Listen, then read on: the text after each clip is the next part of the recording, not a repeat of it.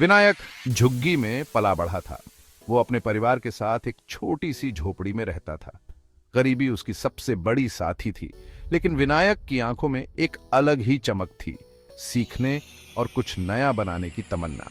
वो घंटों local library में बिताता, साइंस और टेक्नोलॉजी की किताबें पढ़ता रहता। उसके दिमाग में नए नए आइडियाज आते रहते।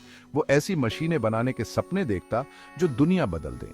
उसके माँ बाप हालांकि खुद दो वक्त की रोटी के लिए संघर्ष कर रहे थे, उन्होंने विनायक के जुनून को हमेशा बढ़ावा दिया।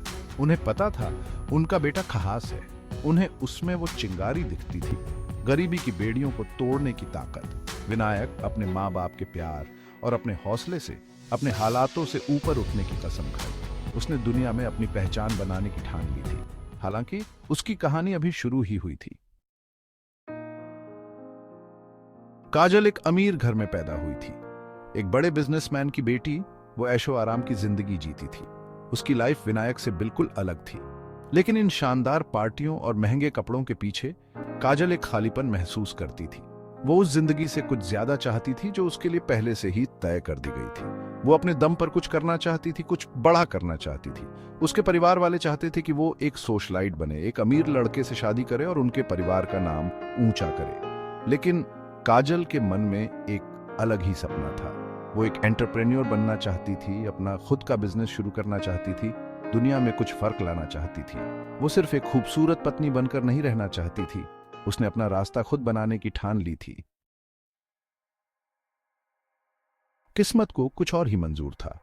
एक टेक्नोलॉजी सेमिनार में विनायक और काजल का आमना सामना हो गया। विनायक वहां सीखने आया था, टेक्नोलॉजी के दिग्गजों से नई नई बातें जानने आया था। काजल वहां अपनी बोरिंग दिनचर्या से बचने के लिए आई थी।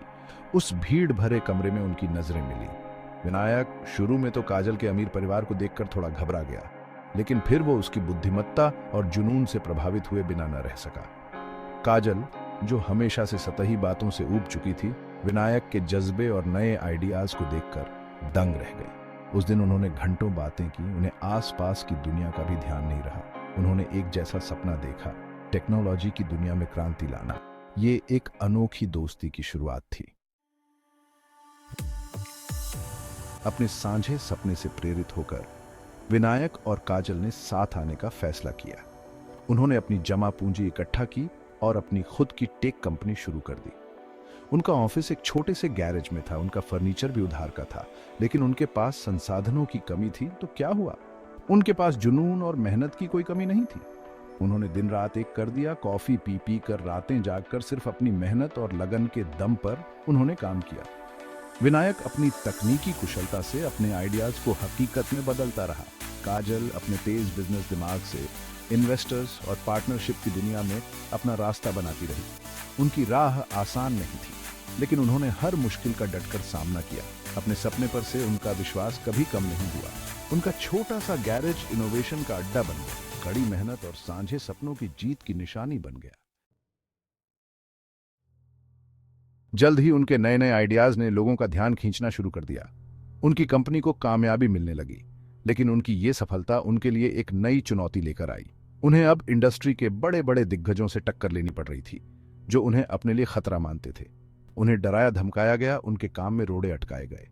बड़ी बड़ी कंपनियों ने उन्हें खरीदने की कोशिश की, ताकि वो उनके इनोवेशन को अपने कब्जे में कर सकें और उन्हें खत्म कर सकें।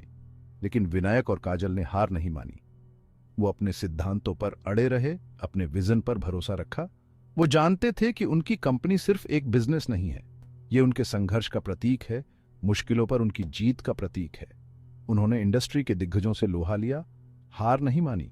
उनकी हिम्मत और जज्बे ने उन्हें अपने साथियों का सम्मान और नई पीढ़ी के एंटरप्रेन्योर्स का प्यार दिलाया। लेकिन इस सब के बीच उनके रिश्ते पर इसका असर पड़ने लगा। कामयाबी की इस रेस में, कंपटीशन की इस लड़ाई में विनायक और काजल के बीच दूरियां आने लगी। उनका साझा सपना ही उनके बीच अनबन का कारण बन गया। छोटी मोटी नोक झोंक अब झगड़ों में बदलने लगी। उनका अटूट रिश्ता टूटने की कगार पर आ गया।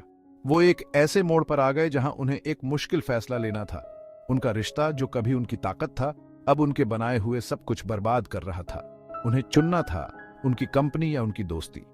ये एक ऐसा फैसला था जो उनकी जिंदगी हमेशा के लिए बदलने वाला था।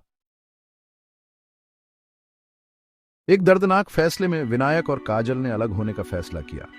उन्होंने अपनी कंपनी को आपस में बांट लिया, हर कोई एक एक डिवीजन का मालिक बन गया। ये एक बहुत ही दुखद अलगाव था, उनके टूटे हुए रिश्ते का एक उदास स्वीकृति। वो अपनी अपनी राह चल पड़े, अपने टूटे हुए सपनों और बिखरी हुई दोस्ती के जख्म लिए। लेकिन उनका एंटरप्रेन्योरियल जज्बा अभी भी जिंदा था। उन्होंने अपना सारा दुख और गुस्सा अपने काम में लगा दिया। दोनों ने ठान लिया था कि वो खुद को साबित करके रहेंगे।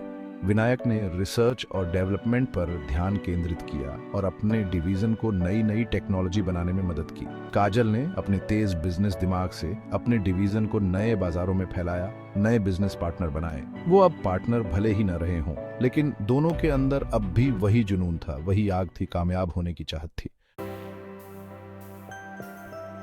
साल गुजरते गए। विनायक और काजल की राहें कभी कभार ही मिलती थीं, लेकिन उनके उस सांझे सपने की यादें, साथ बिताए वो पल अभी भी उनके जहन में ताजा थे। एक दिन उनके शहर में एक भयानक प्राकृतिक आपदा आई। हजारों लोग बेघर हो गए, उनकी जिंदगी बर्बाद हो गई। उस मुश्किल घड़ी में पुराने सारे गिले शिकवे भुला दिए गए। विनायक और काजल ने अपने सारे मतभेद भुला दिए। उनकी पुरानी सारी लड़ाइयां बेमानी हो गई। उन्होंने अपने सारे संसाधन, अपनी टेक्नोलॉजी और बिजनेस स्किल्स का इस्तेमाल करके पीड़ितों की मदद की। उन्होंने घर बनाए, दवाइयां पहुंचाईं और अपनी टेक्नोलॉजी की मदद से बिछड़े परिवारों को मिलाया। ये उनकी इंसानियत का प्रमाण था, उनकी अच्छाई का सबूत था।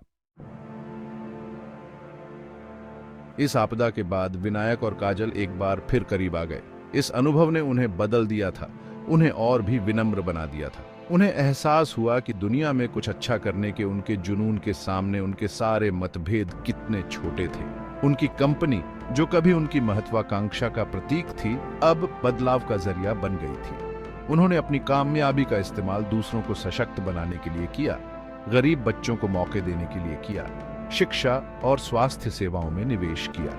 वो उस मुकाम पर पहुंच चुके थे जहां से उन्होंने अपनी शुरुआत की थी।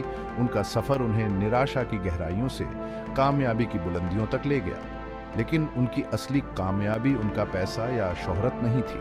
उनकी असली कामयाबी वो विरासत थी जो उन्होंने बनाई, वो अनगिनत जिंदगियां थीं जिन्हें उन्होंने छुआ।